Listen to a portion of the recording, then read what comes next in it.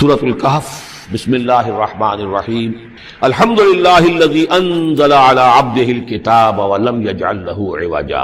یہ پوائنٹ میں نوٹ کرا چکا ہوں کہ آخری آیت کیا تھی؟ قل الحمد للہ، کہو قل حمد اللہ کے لیے ہے۔ یہ آخری آیت تھی سورہ بنی اسرائیل کی، اور سورہ کہف کی آیت شروع ہو رہی ہے الحمد للہ الذی، گویا کہ اس حکم کی تعمیل جو ہے اس سے آغاز ہو رہا ہے اس سورہ مبارکہ کا۔ اس کو میں نے کہا تھا یہ انٹر لاکڈ ہیں دونوں صورتیں جو ہیں، جیسے آتا ہے تورات میں کہ حضرت یعقوب اپنے بھائی عیسو کی ایڑیاں پکڑے ہوئے تولد ہوئے، یہ جڑواں پیدا ہوئے تو دو بھائی عیسو اور یعقوب۔ عیسو بڑے تھے، یعنی بڑے اس معنی میں جو بھی ہوتے ہیں جڑواں، ان میں جو پہلے جس کی ولادت ہو جائے وہ بڑا ہوتا ہے، چاہے 2 منٹ کا فرق ہو 5 منٹ کا فرق ہو۔ تو اس کی ولادت کے بعد پھر حضرت یعقوب کو عقب کہتے، پیچھے کو، پیچھے آنے والا یعقوب، اس لیے ان کا نام پڑ گیا ہے کہ یہ پچھلا ہے۔ جو پہلا تھا وہ عیسو تھا، عیسو کے بارے میں کچھ معلوم نہیں، ان کی اولاد وغیرہ کدھر گئی، بہرحال وہ ایک علیحدہ بحث ہے۔ تو اسی طریقے سے یہ سورہ کہف جو ہے گویا کہ سورہ بنی اسرائیل کی ایڑیاں پکڑے ہوئے قرآن مجید میں وارد ہو رہی ہے۔ اس میں آپ دیکھیے الحمدللہ الذی انزل علی عبدہ، وہی اللہ تعالیٰ نے اللہ کے اپنے رسول کی جو نسبت ہے اس کو عبد کے نمایاں کیا ہے۔ کتاب نازل کی ولم یجعل لہ عوجا، اور اس میں کوئی کجی نہیں رکھی، قیما، سیدھی، ٹھیک ٹھیک، روشن، مبین، لینذر بأسا شدیدا۔ اب یہ ہے لفظ جو بہت زیادہ غور کرنے کے قابل ہے۔ اس کتاب کے حضور پر نزول کے مقاصد میں سے ایک یہ بھی ہے خبردار کر دیں ایک بہت بڑی آفت سے۔ ویسے باسن جب واحد آتا ہے تو عام طور پر اس کے معنی جنگ ہوتے ہیں، جب جمع میں آتا ہے تو سختی، مصیبت، بھوک، فاقہ، یہ سارے بأسا۔ آیت البر میں بھی ہم نے پڑھا والصابرین فی البأساء والضراء وحین البأس۔ باسا جب جمع میں آیا ہے تو فقر و فاقہ، تکلیف، مصیبت، اور حین الباس جنگ کے وقت۔ تو ان دونوں کو ذہن میں رکھیے، بہت بڑی آفت، بہت بڑی آفت، بہت بڑی آفت۔ ایک تو ہے دجالی فتنے کی، دجال، المسیح الدجال جو آنے والا ہے، جس کے بارے میں حدیث میں آتا ہے کہ کوئی نبی اور رسول ایسا نہیں گزرا جس نے اپنی قوم کو دجال کے فتنے سے آگاہ نہ کیا، اور پوری انسانی تاریخ میں دجال کے فتنے سے بڑا کوئی فتنہ نہیں، اور وہ ہر بندہ مومن کے امتحان کے لیے کڑا ترین جو ہے مرحلہ آ جائے گا، سخت ترین امتحان اس کا لیا جائے گا۔ تو یہ جو سختی ہے اس کی خبر دیتے ہوئے یہ سورہ مبارکہ نازل ہو رہی ہے، اور خاص طور پر اسے باسن اگر جنگ کے معنی میں لیں تو الملحمۃ العظمیٰ، کتاب الملاحم، جو کہ آپ دیکھیں گے احادیث کی کتابوں میں پورا باب ہے کتاب الملاحم، اور اس کا تعلق بھی دجال کے ساتھ ہے، کیونکہ پھر دجال ہی کو قتل کریں گے حضرت مسیح علیہ السلام نازل ہو کر۔ تو یہ سارا مسئلہ جو ہے اس کی خبر دینے کے لیے قیما لینذر بأسا شدیدا من لدنہ، گویا کہ یہ جو احادیث کی کتابوں میں آپ کو حدیث کے ابواب ملتے ہیں، چاہے وہ کتاب الفتن ہو اور چاہے وہ کتاب جو ہے آثار قیامہ ہے، اس طرح کے جتنے بھی ہیں، اور کتاب الملاحم ہے، یہ گویا کہ اس کی شرح ہے لینذر بأسا شدیدا من لدنہ، اور یہ ہوگا بھی خاص اللہ کی طرف سے۔ یہ آزمائش بھی، یہ دجال کا فتنہ بھی، یہ بہت بڑی جنگ بھی، جس کو آرمگڈون کہتے ہیں، کرسچین جو ٹریڈیشن ہے اس میں اس کے لیے لفظ ہے آرمگڈون، ایک بہت بڑی جنگ ہوگی۔ ڈکشنری میں بھی آپ دیکھیں گے کہ خیر اور شر کی قوتوں کے درمیان اس دنیا کے خاتمے سے پہلے ایک بہت بڑی جنگ ہو رہی ہے جس کا نام یہ آرمگڈون ہے۔ لینذر بأسا شدیدا من لدنہ ویبشر المؤمنین الذین یعملون الصالحات، اور تاکہ بشارت دے وہ ان اہل ایمان کو جو نیک عمل کرتے ہوں، ان لہم اجرا حسنا، کہ ان کے لیے ہوگا بہت اچھا بدلہ، ماکثین فیہ ابدا، اور وہ اس میں رہیں گے ہمیشہ ہمیشہ۔ یہ جو دجالی فتنہ ہے اس کے ساتھ ایک خاص مناسبت ہے اس سورہ مبارکہ کی۔ احادیث میں آتا ہے کہ دجالی فتنے کے اثرات سے بچنے کے لیے اس سورہ مبارکہ سے ذہنی اور قلبی رشتہ مفید ہے، اس کی تلاوت کرتے رہنا، خاص طور پر جمعے کے روز پوری سورہ کہف، ورنہ یہ کہ کم سے کم اس کی ابتدائی اور آخری آیات ان کی بڑی اہمیت ہے۔ دجالی فتنہ اصل میں کیا ہے سمجھ لیجئے کہ ایک تو ہے دجالی فتنہ بالعموم، دجل کہتے ہیں فریب کو، جیسے کہ کوئی نبی نہیں ہے، وہ اس نے فریبی لبادہ اوڑھ لیا، نبوت کا دعویٰ کر رہا ہے، وہ دجال ہے۔ تو اس طرح کی تو حضور نے فرمایا ہے کہ 30 دجال پیدا ہوں گے، انہی میں سے ایک ہمارے زمانے کے اندر جو ہے یہ غلام احمد قادیانی بھی تھا، وہ دجال تھا، جس نے کہ اعلان کیا کہ میں نبی ہوں جبکہ وہ نبی نہیں تھا۔ تو فریبی بنا ہوا جس نے کہ ملمہ اپنے اوپر چڑھایا ہوا ہے۔ اسی طریقے سے دجالی فتنہ یہ جو ہے اس پوری دنیا میں اس وقت جو فتنہ ہے وہ یہ ہے کہ مادہ پرستی کا اتنا غلبہ ہو چکا ہے ذہنوں کے اوپر، افکار کے اوپر، لوگوں کے نظریات کے اوپر، لوگوں کی اخلاق کے اوپر، لوگوں کے اقدار جو ہیں، ویلیوز جو ہیں اس کے اوپر، کہ وہ آخرت کو بالکل بھول گئے، اللہ کو بھول گئے، اسباب کے اندر گم ہے، مسبب الاسباب سے ذہول ہو گیا، دنیا ہی دنیا ہے، آخرت کو بھولے ہوئے ہیں، مادہ ہی مادہ ہے، روح سے کوئی سروکار ہی نہیں۔ یہ ہے بالعموم جس کا نام دجالی فتنہ ہے کہ حقیقت کے اوپر پردہ پڑا ہوا ہے، آخرت پر دنیا کا پردہ پڑا ہوا ہے۔ یہ دنیا جو ہے در حقیقت کیا ہے؟ وَمَا الْحَيَاةُ الدُّنْيَا إِلَّا مَتَاعُ الْغُرُورِ، یہ دھوکے کا سامان ہے۔ اصل زندگی کو اس نے ڈھانپا ہوا ہے، ہم نے یہ سمجھ لیا کہ زندگی یہی ہے، اسی کے لیے بھاگ دوڑ محنت صبح و شام، اسی کے مستقبل کی فکر ہے، لیکن اصل زندگی اس کی کوئی فکر ہی نہیں ہے۔ باقی ایک دجال جو ہے جو آئے گا وہ معاملہ احادیث کے اندر بھی بڑی طوالت کے ساتھ ہے، اور اس میں کافی پیچیدگیاں بھی ہیں، بعض چیزیں جو ہے ایک دوسرے سے کچھ مختلف بھی ہیں، اس میں پھر اہل علم کو بہرحال مطابقت پیدا کرنی پڑتی ہے۔ میں نے جہاں تک اپنی کوشش کی ایک رائے تک میں پہنچا ہوں، لیکن ابھی میں اسے بیان نہیں کر رہا ہوں۔ بہرحال دجالی فتنے کی خبریں موجود ہیں بہت شدت کے ساتھ، اور اس صورت کا پڑھنا جو ہے اس میں بہت مفید ہے۔ اس صورت کے مضامین کا دجالی فتنہ بالعموم سے کیا تعلق ہے وہ تو اس ہم دورہ ترجمہ دوران کے اس کے دوران بھی آپ کو معلوم ہو جائے گا، لیکن اس کے جو خاص بڑے مباحث ہیں، خاص طور پر یہ کہ ایک ہمارے بہت بڑے عالم گزرے ہندوستان میں اس صدی کے آغاز میں، مولانا مناظر حسن گیلانی،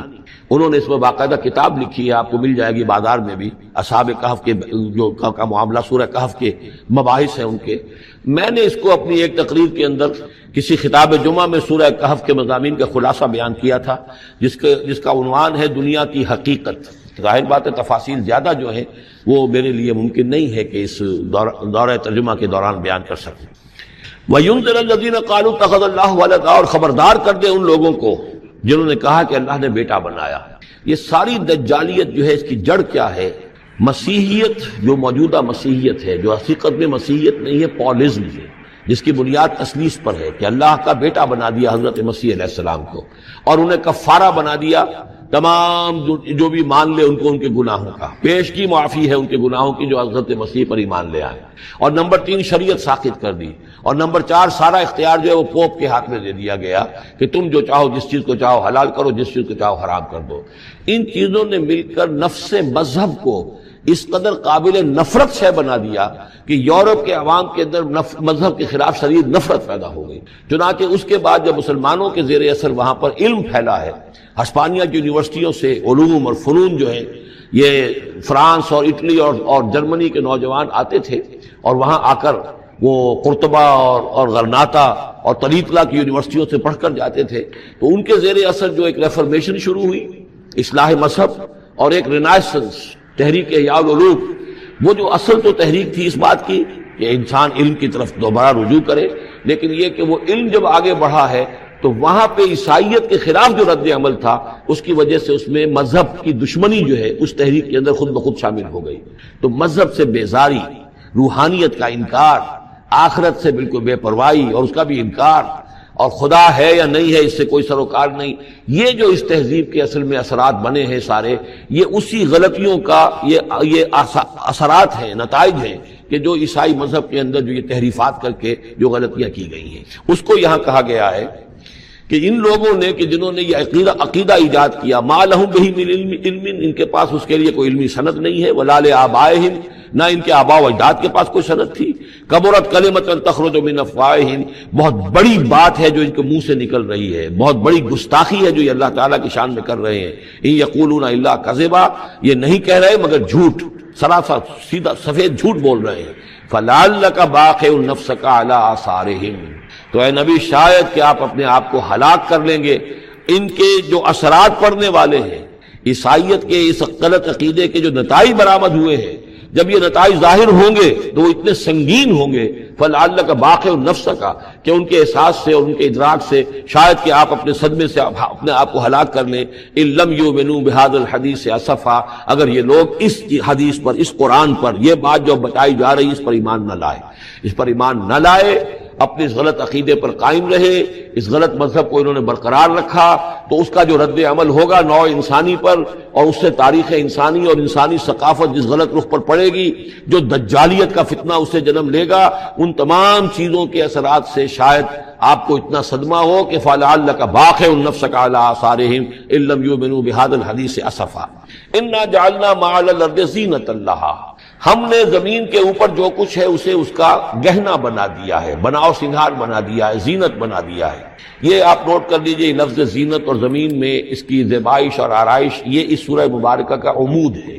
یعنی اس کو اتنا کھبا دیا ہے نگاہوں میں اللہ نے کہ آخرت سے خود بخود انسان غافل ہو جاتا ہے۔ یہ پردہ پڑ گیا ہے، چمک دمک ہے، یہ کاریں ہیں، یہ بلڈنگیں ہیں، یہ کوٹھیاں ہیں، یہ عالیشان عمارتیں ہیں، یہ کیا کوئی اس کی جو یوں سمجھیے پومپ اینڈ شو جو ہے اس وقت دنیا کا، اور ظاہر بات ہے امریکہ میں جا کر دیکھیے تو جو کچھ یہاں دیکھ رہے ہیں اس سے 10 گنا 100 گنا 1000 گنا آپ کو نظر آئے گا، عقلیں دنگ ہو جاتی ہیں۔ نتیجہ کیا نکلتا ہے کہ انسان یہ سمجھتا ہے کہ اصل شے یہی مادہ ہی ہے، اصل ہدایت پہ یہی لوگ ہیں صحیح معنی میں کہ جنہوں نے واقعتاً علم حاصل کیا ہے، لہذا ان کی غلط تہذیب، ان کا غلط تمدن، ان کے تمام غلط ثقافت کے معاملات کے بھی ہم اسی طریقے سے پیروی کر رہے ہیں۔ یہ سارا مسئلہ جو ہے وہ اس لیے ہے کہ یہ چمک دمک دنیا کی زیبائش اور آرائش اس سے ہم متاثر ہیں۔ انا جعلنا ما علی الارض زینۃ اللہ، جو کچھ زمین کے اوپر ہے اسے ہم نے اس کے لیے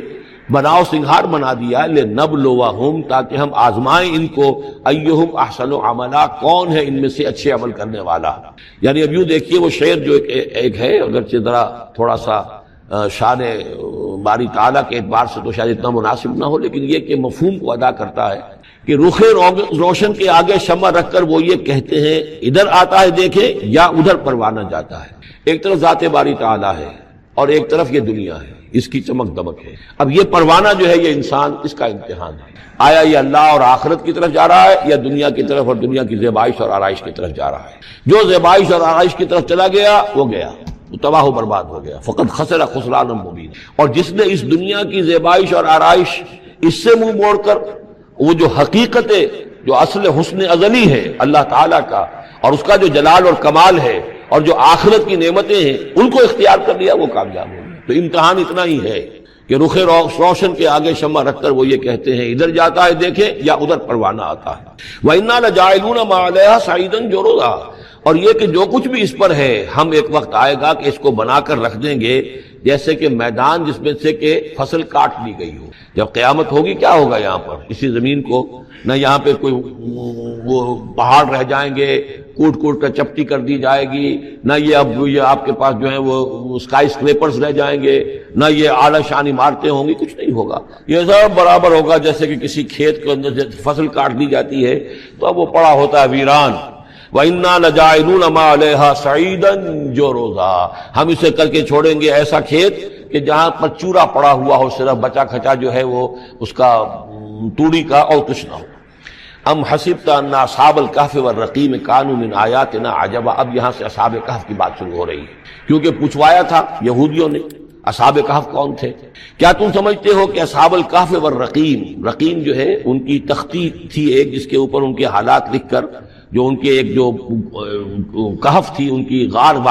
جو تھی اس کے اوپر لگا دی گئی تھی، تو انہیں اصحاب الکہف بھی کہتے ہیں، اصحاب الرقیم بھی کہتے ہیں، یہ دونوں انہیں ایک ہی گروہ کے نام ہیں۔ کیا وہ تمہارے خیال میں ہماری بڑی عجیب آیات میں سے تھا؟ یعنی واقعتاً بات تو غیر معمولی تھی، لیکن حقیقت میں ہمارے ہاں تو ہماری تخلیق میں، ہماری صنائی میں اس سے ہزاروں گنا زیادہ عجیب باتیں ہوتی ہیں۔ ہمارے لیے تو وہ کچھ ہے ہی نہیں کسی بھی درجے میں، تم سمجھتے ہو شاید وہ بہت بڑی بات ہے۔ یہ سابق کہف کا جو قصہ ہے، اب میں سمجھتا ہوں کہ پورے وثوق کے ساتھ ہم کہہ سکتے ہیں کہ یہ قصہ کیا تھا۔ دیکھیے جب حضرت مسیح علیہ السلام آئے ہیں تو یہ پورا علاقہ جو ہے فلسطین کا اور یہاں پہ جو آپ نے تبلیغ کی ہے تو یہ اس وقت رومن امپائر کا ایک حصہ تھا، اگرچہ مقامی طور پر ایک لوکل بادشاہ جو تھا یہودی وہاں پر حکومت کر رہا تھا، لیکن وہ پپٹ تھا، اصل میں تو حکومت جو تھی رومیوں کی، جو رومی تھے بت پرست۔ اور اس کے بعد چونکہ انہوں نے بغاوت کی، حضرت مسیح تو اٹھا لیے گئے سن 30 عیسوی کے آس پاس یا 33 عیسوی کے آس پاس، لیکن اس کے بعد جو ہے ان یہودیوں نے بغاوت کی رومیوں کے خلاف، جس کے نتیجے میں سن 70 عیسوی میں ٹائٹس رومی نے تو ان کی حکومت بھی ختم کی اور بیت المقدس کو برباد کیا، یروشلم کو تباہ کیا، 1,33,000 یہودیوں کو قتل کیا اور ان کو بھیج دیا، نکال دیا وہاں سے باہر۔ اس وقت کا معاملہ یہ ہے کہ اب کوئی اکے دکے جو بھی رہ جاتے تھے یہاں پر، کوئی یہودی یا عیسائی، یہودیوں کو تو نکال دیا، عیسائی رہ گئے، لیکن عیسائیوں پر بھی بہت ظلم ہوتا تھا۔ یہ موحد تھے، حضرت عیسیٰ کے ماننے والے، وہ بت پرست تھے۔ تو اس زمانے میں کہیں بادشاہ کوئی تھا ڈیسیس یا دقیانوس جس کو کہتے ہیں، اس کے زمانے میں کچھ جو عیسائی تھے حضرت عیسیٰ پر ایمان رکھنے، آج کے عیسائیوں پر قیاس نہ کیجیے، جو نصارہ تھے حضرت عیسیٰ کو ماننے والے جو موحدین تھے، ان میں سے کچھ نوجوانوں کی پیشی ہوئی بادشاہ کے دربار میں۔ انہوں نے کہا کہ تم اپنے نئے دین سے اگر باز نہیں آؤ گے، اتنے دن کی مہلت تمہیں دی جا رہی ہے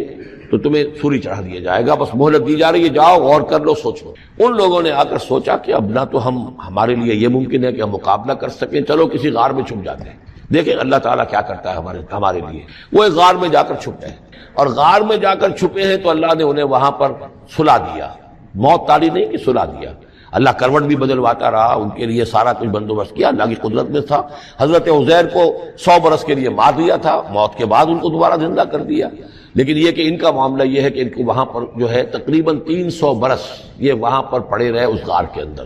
غار کی شکل کچھ خاص ایسی تھی کہ ادھر آنا جانا لوگوں کا تھا ہی نہیں، اور یہ ہے جو موجودہ ترکی کے علاقے میں شہر ایفسس ہے، اس کے آس پاس ہیں اس طرح کے غار، جیسے ایجنٹا کے غار ہندوستان کے مشہور ہیں، ایسے ہی وہاں بھی غاروں کا سلسلہ ہے، اور ہیں بھی وہ ایسے کہ ان کے دہانے جو ہیں وہ ہیں شمال کی جانب، تو دھوپ ان میں براہ راست نہیں جاتی، صرف یہ کہ ریفلیکٹڈ لائٹ تو آتی ہے لیکن یہ کہ براہ راست دھوپ نہیں جاتی، تو ایک طرح کا اندھیرا سا اس کے اندر ٹوائی لائٹ جسے آپ کہہ لیں وہ رہتا ہے سارا دن۔ وہاں پر یہ 300 برس تک سوتے رہے۔ اس 300 برس کے عرصے میں یہ ہوا کہ رومن امپائر جو ہے اس نے خود عیسائیت اختیار کر لی۔ 300 عیسوی کے اندر کانسٹنٹائن جو تھا ایمپرر وہ عیسائی ہو گیا، اب پوری امپائر جو عیسائی ہو گئی۔ اب اس کے زمانے میں اس کے بعد تھیوڈوسیس ہے ایک، 446 عیسوی میں یہ تھا، اس کے زمانے میں اللہ تعالیٰ نے ان لوگوں کو جگایا 300 برس کے بعد۔ اب یہ سمجھ رہے ہیں کہ وہی زمانہ ہے، وہی کفار کی حکومت ہے، وہی مشرکین ہے۔ اب انہوں نے ڈرتے ڈرتے اپنے کسی ایک آدمی سے کہا بھائی جاؤ یہ لے کے سکہ لے کر جاؤ، چاندی کا، کچھ نہ کچھ کھانے پینے کے لیے لے کر آؤ، دیکھنا لیکن اس طرح ہو کہ ہمارا پتہ نہ چل جائے کہ ہم یہاں چھپے ہوئے ہیں۔ وہاں جو گئے انہوں نے وہ سکہ جو پیش کیا، کہ یہ سکہ تمہارے پاس کہاں سے آیا؟ یہ تو بہت پرانا سکہ ہے، تو 400 سال پرانا، 300 سال پرانا سکہ کہاں سے لے آئے تمہیں کوئی خزانہ ملا؟ بہرحال اس حوالے سے اب وہ جو ہے وہ پکڑے گئے، ان کی حالت جو ہے وہ جو بات سامنے آ گئی۔ لیکن جب بات سامنے آ گئی تو اب ان کا بہت وہ عزت کی گئی، اس لیے کہ اب تو جو ان کا مذہب تھا در حقیقت پوری مملکت کا مذہب وہی ہو چکا تھا، تو صورتحال تو تبدیل ہو چکی ہے۔ پھر یہ کہ اس کے بعد تفصیل معلوم نہیں ہے کہ غالباً وہ جا کر اپنی اسی غار میں وہ سو گئے ہیں، یا دوبارہ اللہ نے ان پر وہیں پر موت طاری کر دی ہے، اس کا دروازہ بند کر کے اور اس پر ایک تختی لگا دی گئی ہے۔ یہ اصحاب کہف ہے۔ گبن کی جو ہے decline and fall of Roman empire, اس میں بھی یہ 7 سلیپرز، 7 سونے والے، ان کی کہانی موجود ہے۔ یہ چیز جو ہے گویا کہ رومن لٹریچر کے اندر موجود تھی، اس کا جو ذکر موجود تھا، اور قرآن مجید میں یہ امتحاناً سوال کیا گیا حضور سے، تو اس کا جواب دیا گیا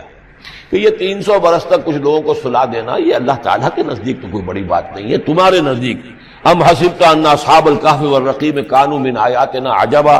اذ ابى الفتية الى الکہف، جبکہ وہ نوجوان آئے اپنے اس غار میں، فقالوا، اور انہوں نے کہا ربنا آتنا من لدنک رحمتا، پروردگار اب خاص اپنے خزانہ فضل سے ہمارے لیے رحمت کا بندوبست فرما، وہیئ لنا من امرنا رشدا، اور ہمارے لیے ہمارے معاملے کے اندر جو ہے وہ کوئی عافیت کا بندوبست فرما،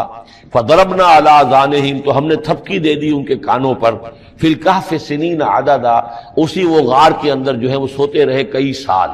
ابھی یہاں اس بات کو نہیں چھیڑا کتنے سال، سنین عددا، متعدد سال وہ سوتے رہے۔ ثم بعثناہم، پھر ہم نے انہیں اٹھایا،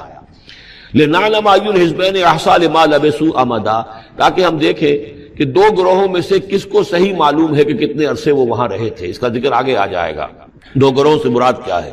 اور تیسری اہم ترین آیات کیا ہے؟ آیات قرآنیہ۔ ان تینوں میں گہرا ربط ہے، آیات آفاقی، آیات انفسی، آیات قرآنی۔ ان میں تدبر کے ذریعے، غور و فکر کے ذریعے انسان ایمان حاصل کرے، یہ ٹاپ کا ایمان ہے، یہ انٹلیکچوئلز کا ایمان ہے، یہ صدیقین کا ایمان ہے۔ نمبر 2، ایک ایمان ہے عوام کے لیے، اس کے 2 راستے ہیں۔ نمبر 1، صاحب یقین کی صحبت، جس کے اندر یہ ایمان پیدا ہو چکا ہو، آپ اس کے قریب رہیے۔ اگر بھٹی کے سامنے بیٹھیں گے حرارت پہنچے گی، اگر آپ برف کی سل کے قریب ہوں گے ٹھنڈ پہنچے گی۔ صاحب ایمان کی صحبت اختیار کریں گے، ایمان سرات کرے گا۔ یہ ہے عوام کے لیے صحبت، کونوا مع الصادقین، ان کی صحبت اختیار کیا۔ تیسرا ذریعہ ہے جو ہمارے لیے خاص طور پر جو مسلمان پیدا ہوئے، اب ایک بچہ ہے 7 سال کا، آپ نے نماز پڑھنے کی عادت ڈال دی، پڑھ رہا، اگرچہ غیر شعوری عمر سے شروع کر دیا اس کو، روزہ رکھتا ہے، 9 برس کا ہو گیا، روزہ رکھنا شروع کیا.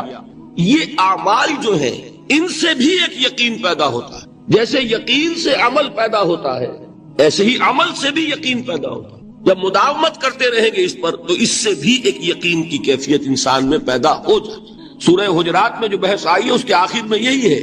کہ اے نبی، یہ بدو جو دعوے دار ہیں ایمان کے، یہ آپ پر احسان دھر رہے ہیں. یمنون علیک ان اسلموا قل لا تمنوا علی اسلامکم بل اللہ یمن علیکم ان ہداکم للایمان ان کنتم صادقین. یہ آپ پر احسان دھر رہے ہیں کہ ایمان لے آیا. نبی ان سے کہیے مجھ پر اپنے ایمان کا کوئی احسان نہ دھرو، اپنے اسلام کا، بلکہ اللہ تم پر احسان دھرتا ہے کہ اس نے تمہیں ایمان کے راستے پر ڈال دیا ہے. جب اسلام پر آ گئے ہو تو عمل کرتے رہو گے. ان تطیعوا اللہ ورسولہ، اگر عمل کرتے رہو گے تو اس